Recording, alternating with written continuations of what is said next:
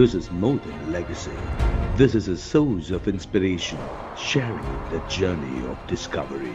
PSN College of Engineering and Technology. சென்னையில் மயிலாப்பூர் சட்டமன்ற உறுப்பினர் மயிலை வேலுவின் இல்ல திருமண விழாவில் முதலமைச்சர் மு க ஸ்டாலின் பங்கேற்று உரையாற்றி வருகிறார். அதனை நேரலையில் பார்க்கலாம். எல்லாம் நிறைவேற்றிக் கொண்டிருக்கிறது உங்களுக்கு நன்றாக தெரியும். ஆகவே இப்பொழுது சொல்லப்பட்டிருக்கக்கூடிய அந்த உறுதிமொழிகளும் விரைவாக நிச்சயமாக உறுதியாக நிறைவேற்றப்பட்டு நான் உறுதியோடு சொல்லுகிறேன். 2026ஆம் ஆண்டு இங்கே கூட பேசுகிற போது சிலர் சொன்னார்கள், கண்ணப்பன் தான் பேசுகிற போது சொன்னார் 200 அல்ல 220 வரும்னு சொன்னார். என்ன கஞ்சம் அதில் உங்களுக்கு 234 சொல்லுங்களேன். வந்தாலும் ஆச்சரியம் இல்லை. என்னால் போகிற இடங்களெல்லாம் நான் அந்த வரவேற்பை பார்க்கிறேன். ஒவ்வொரு மாவட்டத்திற்கும் போகிற போது நான் 4 கிலோமீட்டர் 5 கிலோமீட்டர் நடந்தே போறேன். அப்ப மக்கள் திரண்டு வந்து வரவேற்கக்கூடிய அந்த காட்சியை பார்க்கிற போது உள்ளபடியே மெய் செலுத்து போகிறேன். ஆகவே நிச்சயமா உறுதியா நம்ம எதிர்க்கக்கூடியவர்கள் எந்த நிலையில் வந்தாலும் சரி, எப்படிப்பட்ட கூட்டணி வச்சுக்கிட்டு வந்தாலும் சரி, ஒரு கை பார்ப்போம் என்ற அந்த உணர்வோடு தான் இன்றைக்கு நாம் நம்முடைய கடமை ஆற்றிக் கொண்டிருக்கிறோம். இதை பற்றியும் கவலைப்பட வேண்டிய அவசியம் இல்லை.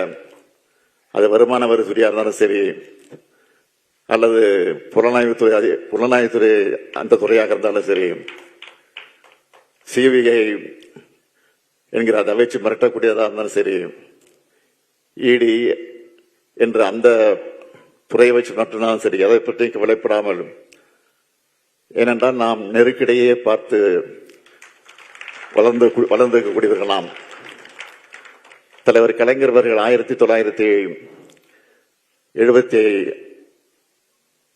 1975ஆம் ஆண்டு இந்தியாவிலே நெருக்கடியில் அமல்படுத்தப்பட்ட போது அதை எதிர்த்து இந்தியாவிலே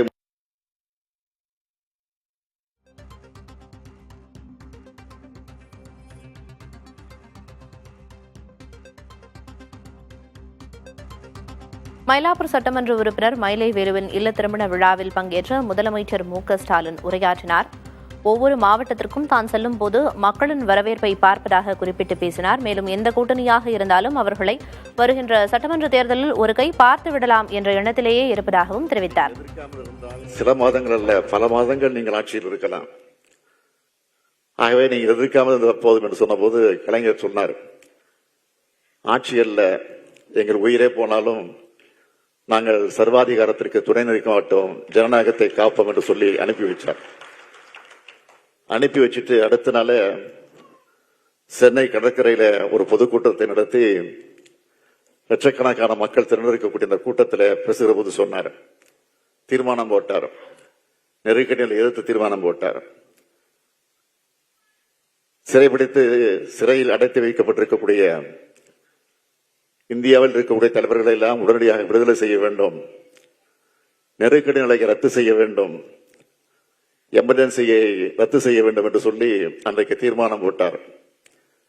தீர்மானம் போட்டு அடுத்த வினாடி நம்முடைய ஆட்சி கவிழ்க்கப்படுகிறது. அதை பற்றி கவலைப்படல. அதற்கு பிறகு 13 ஆண்டு காலம் நம்ம ஆட்சிக்கு வர முடியல. ஆனால் அதற்கு பிறகு 13 ஆண்டு காலத்திற்கு பிறகு மீண்டும் ஆட்சிக்கு வந்தோம்.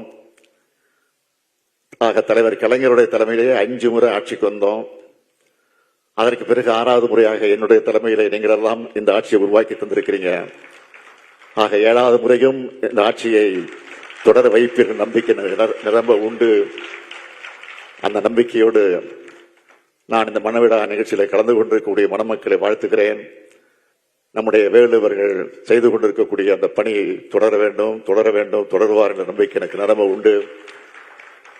அதே நேரத்தில் மணமக்களை நான் அன்போடு கேட்டுக்கொள்ள மணமக்களை மட்டுமல்ல வேலுவையும் சேர்த்து கேட்டுக்கொள்ள விரும்புகிறேன்.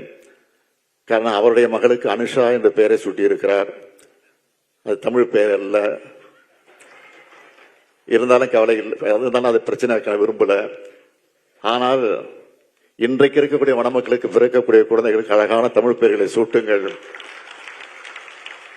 அதுதான் என்னுடைய வேண்டுகோள் என்பதை மாத்திரம் எடுத்து சொல்லி, புரட்சி கவிஞர் பாவேந்தர் எடுத்து சொன்ன வீட்டுக்கு விளக்காக நாட்டிற்கு தொண்டர்களாக வாழுங்கள் வாழுங்கள் வாழுங்கள் என்று சொல்லி விடைபெறுகிறேன். நன்றி, வணக்கம். திருமண விழாவில் பங்கேற்று பேசிய முதலமைச்சர் மு.க.ஸ்டாலின் 234 தொகுதிகளிலும் திமுக வென்றாலும் ஆச்சரியப்படுவதற்கில்லை என்று குறிப்பிட்டு பேசினார். தொடர்ந்து பார்க்கலாம் இடைவேளைக்கு பிறகு. This is more than a legacy.